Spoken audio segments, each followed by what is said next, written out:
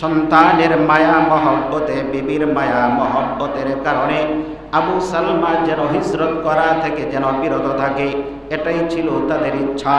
কিন্তু আবু সালমা সন্তানের মায়ায় পড়ে নাই, সম্পদের মায়ায় পড়ে নাই, বিবির মায়া করে নাই, সব কিছুর মায়াকে ভুলে গিয়ে আবু সালমা রাদিয়াল্লাহু তাআলা আনহুর ভিতরে শুধু নবীর প্রেম আর ভালোবাসা তার দিলের ভিতরে বিরাজ করতেছে। আবু সালমা বলে সব কিছুই ত্যাগ করতে পারবো, কিন্তু হিজরত করাকে আমি ত্যাগ করতে পারবো না। আবার বিবিকে আলাদা করে দেওয়া হলো, আর এরকম ভাবে সন্তানকে আলাদা করা হলো, সব সম্পদগুলোকে নিয়ে নেওয়া হলো। আবার আবু সালমা একা একা পথ দিয়ে যাইতেছে, একা একা যাইতেছে, আর মনে মনে ভাবতেছে, নবী গো, আপনাকে পাওয়ার জন্য আমি রাস্তাতে বের হলাম। ও নবী, আমার উপর সন্তুষ্ট হবেন না, আমার সন্তানকে আমি আনতে পারলাম না, আমার বিবিকে আমি আনতে পারলাম না, কারণ হলো আমার শ্বশুর বংশের লোক আর আমার বংশের লোকগুলো বারণ করেছে, এজন্য তাদেরকে আমি আনতে পারি নাই। এইভাবে আস্তে আস্তে আবু সালমা রাদিয়াল্লাহু তাআলা আনহু মক্কা থেকে মদিনায় চলে যাইতেছে। আর তাদের ইচ্ছা ছিল, আবু সালমার বেগম যে ছিল, বিবি ছিল, আবু সালমার বিবিকে খুব তিনি ভালোবাসত। তার মাত্র একটি মাত্র সন্তান ছিল, সন্তানের মায়ায় পড়ে যেন মদিনাতে যেন না যায়, এমন চিন্তা তারা করেছিল। আবু সালমা আর উম্মে সালমা, আবু সালমার বিবির নাম হলো উম্মে সালমা।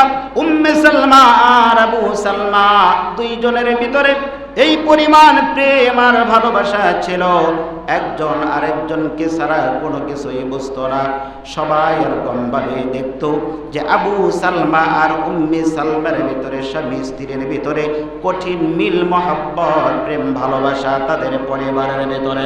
উম্মে সালমা রাদিয়াল্লাহু তাআলা আনহা আবু সালমার সাথে কথা বলতে বলতে এক পর্যায়ে আবু সালমা রাদিয়াল্লাহু তাআলা আনহুকে হঠাৎ করে বললেন, স্বামী গো, আপনার সাথে আমি তো অনেকগুলো কথা বললাম, ও স্বামী আমার শোনেন, আপনার কাছে একটা কথা চাই, আপনার কাছে আমি একটা দরখাস্ত করতেছি, আমার দরখাস্তটা আপনি মেহেরবানি করে গ্রহণ করবেন।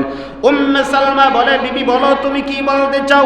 উম্মে সালমা রাদিয়াল্লাহু তাআলা আনহা ডাক দিয়ে বলে, স্বামী গো, আপনি আমাকে একটা কথা দেন, আমার সাথে আপনাকে ওয়াদা করতে হবে, আপনার আগে আমার যদি মরণ যদি হয়ে যায়, আপনার আগে আমি যদি মৃত্যুবরণ যদি করি, তাহলে দ্বিতীয় আপনার জীবনে আর কখনো বিবি গ্রহণ করবেন না। ওই স্বামী কথা দেন, আপনি দ্বিতীয় বিবাহ করবেন না, যদি আপনি দ্বিতীয় বিবাহ করেন তাহলে আমার আত্মা কষ্ট পাবে। এই কথা বলার সাথে সাথে আবু সালমা বলল, ঠিক আছে বিবি, অসুবিধা নাই, আমার আগে তোমার মরণ যদি হয় তাহলে আমার জীবনে দ্বিতীয় আর কখনো বিবাহ করব না।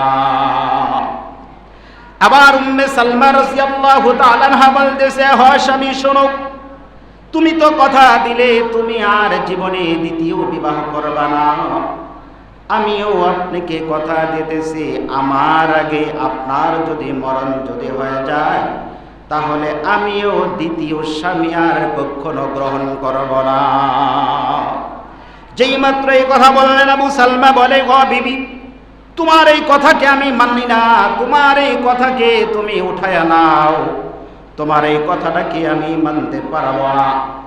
উম্মে সালমা শোনো, তোমার এই কথাটাকে তুমি এরকম ভাবে উঠায়া নাও, ফেরত নাও, বরং আমি আল্লাহ তাআলার কাছে দোয়া করি, আমি আল্লাহ তাআলার কাছে দোয়া করব, তোমার আগে আমার যদি মরণ যদি হয়ে যায়, আমি আল্লাহর কাছে বলি, আমার চাইতে কোনো উত্তম পুরুষ, উত্তম শ্রেষ্ঠ কোনো আখলাকওয়ালা পুরুষ আল্লাহ তাআলা তোমার জন্য যেন স্বামীর ব্যবস্থা করে দেয়। সুবহানাল্লাহ।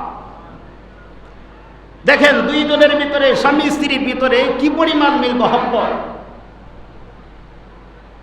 উম্মে সালমা রাদিয়াল্লাহু তাআলা আনহাকে যখন বললেন, ও বিবি, তুমি স্বামী ছাড়া থাকবা, তোমার জন্য বড় কষ্ট হবে, এজন্য এই কথাটা আমি কি কোনোভাবেই মানতে পারি না। আমি আল্লাহর কাছে দোয়া করব, মহান আল্লাহ তাআলা যেন আমার চাইতে আরো শ্রেষ্ঠ পুরুষ তোমার কপালে যেন মিলায়া দেয়।